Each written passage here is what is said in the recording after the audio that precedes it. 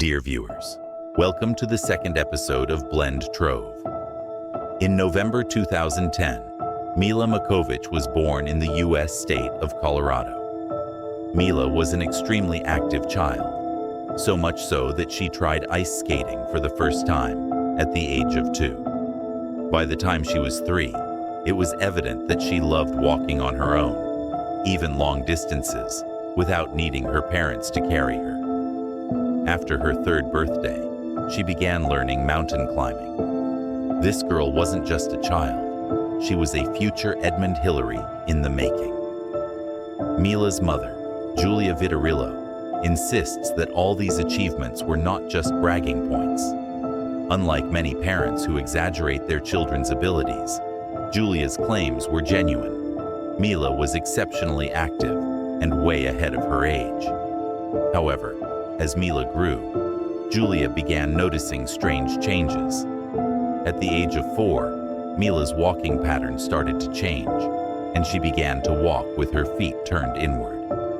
Doctors diagnosed her with a minor tibial issue, assuring Julia it was a common condition, particularly in children. Yet, Julia felt something was wrong. Gradually, Mila began falling frequently, and after being quite articulate in her speech, started speaking slower and with interruptions.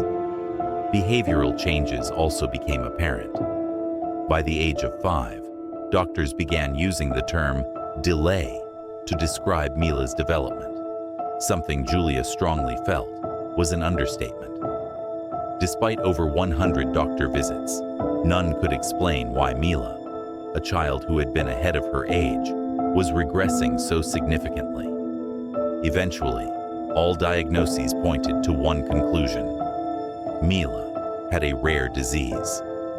According to the World Health Organization, a rare disease affects fewer than 65 individuals per 100,000 people, approximately 1 in 1,500. Julia began meticulously documenting every new symptom Mila exhibited, in the hope that it would lead to an accurate diagnosis. The symptoms were severe: memory issues, nerve problems, and seizures. By December 2016, Mila had lost her sight. Despite the rapid progression and severity of the symptoms, doctors finally reached a diagnosis. Mila was suffering from Batten disease, a rare genetic condition that affects 2 to 4 children per 100,000 in the US and worsens progressively. Julia, though heartbroken, felt a sense of relief at finally having an answer after more than 3 years of being dismissed as overreacting. Batten disease is a lysosomal storage disorder. Imagine a garbage truck in the cell that's responsible for disposing of molecular waste. When it malfunctions, waste accumulates, causing cell death, particularly in brain cells, and ultimately leads to death. It is a fatal disease with no known cure. Despite the grim prognosis, Julia refused to give up. Mila required highly expensive genetic testing to identify the mutations causing her disease, not just for Mila, but also for her brother, Aslan, who might have inherited the same condition. Although Aslan, then 6, showed no symptoms, Mila had also been asymptomatic for years before her symptoms emerged.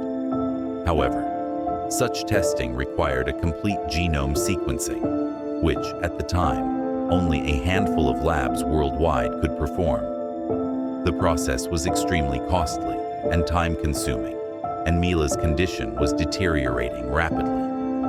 Julia knew that the best weapon she had was Mila's story, and that a rare disease like Batten would gain much more attention if associated with a specific, real individual, especially a child like Mila, enduring such hardship. Julia established the Mila's Miracle Foundation to raise $4 million for Batten disease awareness and scientific research. In January 2017, Julia received a call from Dr. Timothy Yu, who had read about Mila's case on Facebook. Dr. Yu, who was researching genome sequencing in autism patients, decided to help. Dr. Yu's team began the arduous task of finding a needle in a haystack, the specific mutation responsible for Mila's condition. After days of work, he called Julia with two pieces of news. They had identified the mutation causing Mila's disease, and Aslan had not inherited it. Dr. Yu's discovery revealed an extraordinary genetic anomaly in Mila's DNA. Determined not to stop there, he and his team embarked on creating the first-of-its-kind treatment, targeting Mila's specific mutation. But time was not on their side. Mila's condition was worsening, and she lost her ability to speak and eat solid food. Despite these challenges, in January 2018, the FDA approved the new treatment. Dr. Yu found a pharmaceutical company willing to produce the drug in a limited quantity, drastically reducing costs. Mila received her first dose of the drug. Though no immediate effects were seen, doctors were encouraged by the lack of adverse reactions. Over the following 6 months, Mila's seizures reduced in frequency and severity. She regained some strength, resumed eating, and even started walking again. However, despite the treatment's success in improving her quality of life, Mila succumbed to the disease in February 2021, living 3 more years than expected. Rare diseases, like Batten, are not truly rare.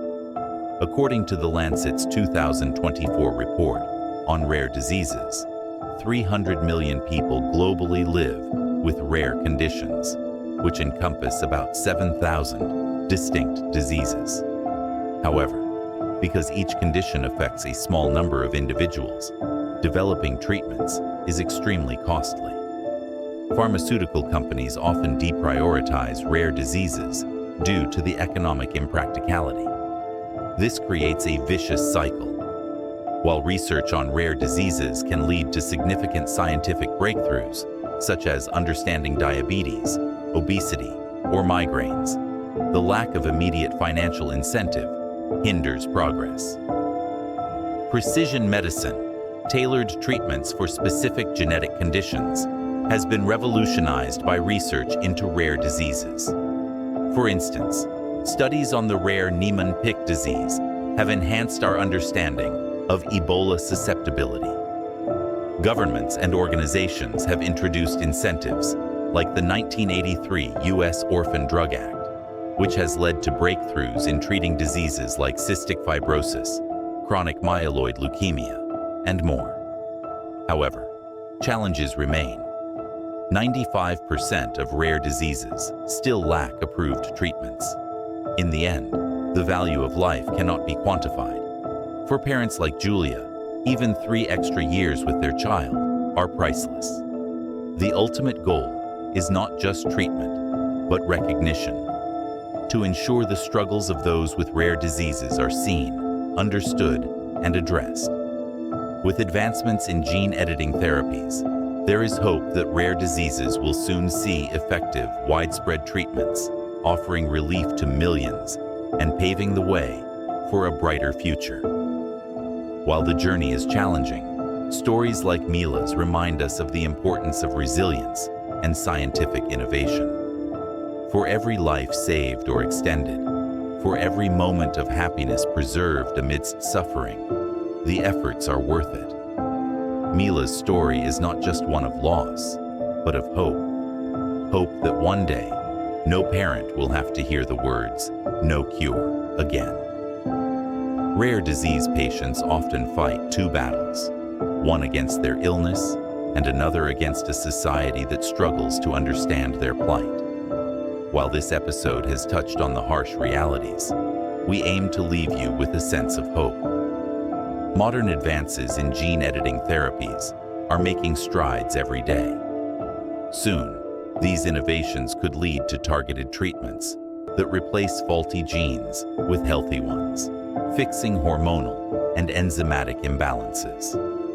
This progress could eradicate many diseases that currently seem untreatable.